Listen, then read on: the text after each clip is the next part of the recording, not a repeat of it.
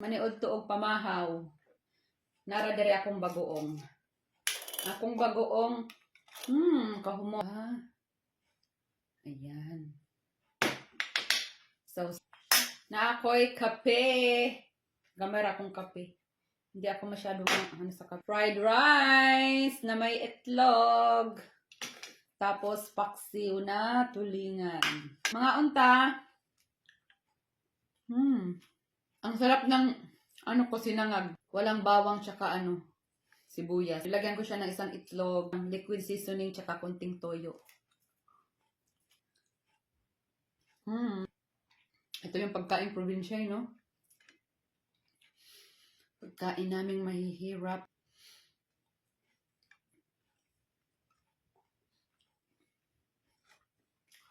Ito yung kanin ko kahapon.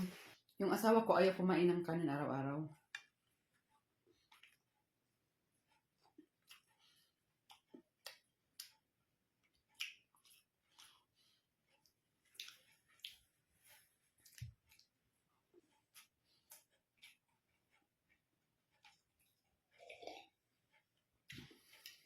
Doble-doble suot ko, di ba? Bakit nasa bahay lang ako?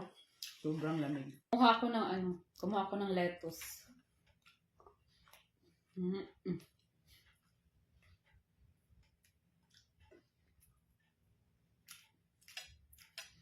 Sarap ng isda, tulingan. Diba?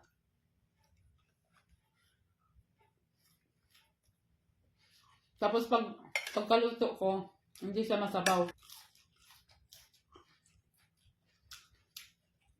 So, samgyupsal.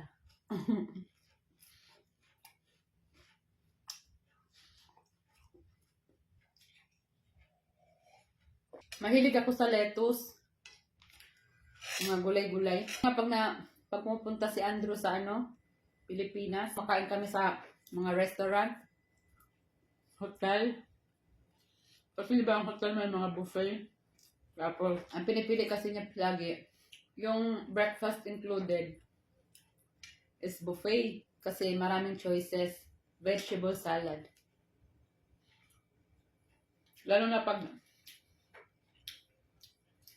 masarap ang dressing.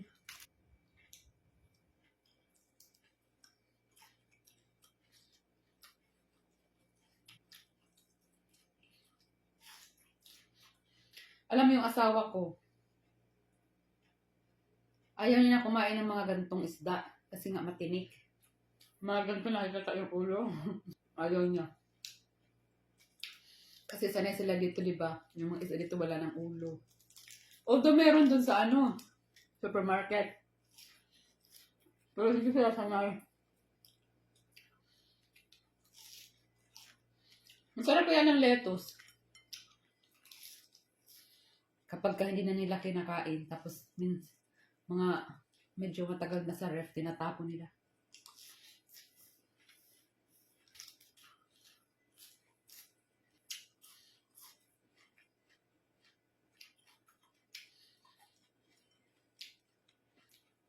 Natin bagoong.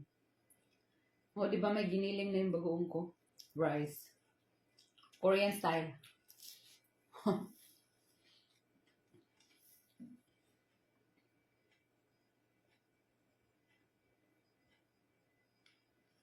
Diba? Lagyan ng kanin.